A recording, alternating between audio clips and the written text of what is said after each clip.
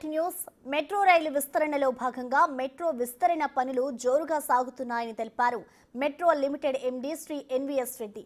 MGBS నుండి చంద్రాయనగుట్ట వరకు 7.5 కిలోమీటర్ల మార్గంలో విస్తరణ పనులు వేగంగా సాగుతున్నాయన్నారు. ప్రభావిత ఆస్తులను స్వాధీనం చేసుకుని కూల్చివేసే కార్యక్రమం స్థానికులు పూర్తి సహకారాలతో ముమ్మరంగా సాగుతోందని చెప్పారు.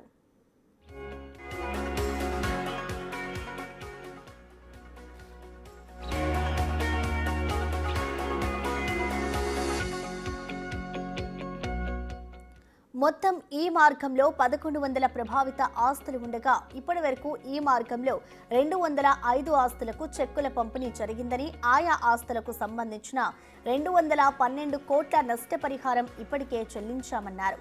ఈ మార్గంలో ఇరువైపులా చిక్కుముడులుగా ఉన్న కొన్ని క్లిష్టమైన విద్యుత్, టెలిఫోన్ కేబుళ్లను అత్యంత అప్రమత్తంగా తొలగించి తమ ఇంజనీరింగ్ సిబ్బంది మార్గాన్ని సుగమం చేశారని మెట్రో ఎండీ వెల్లడించారు.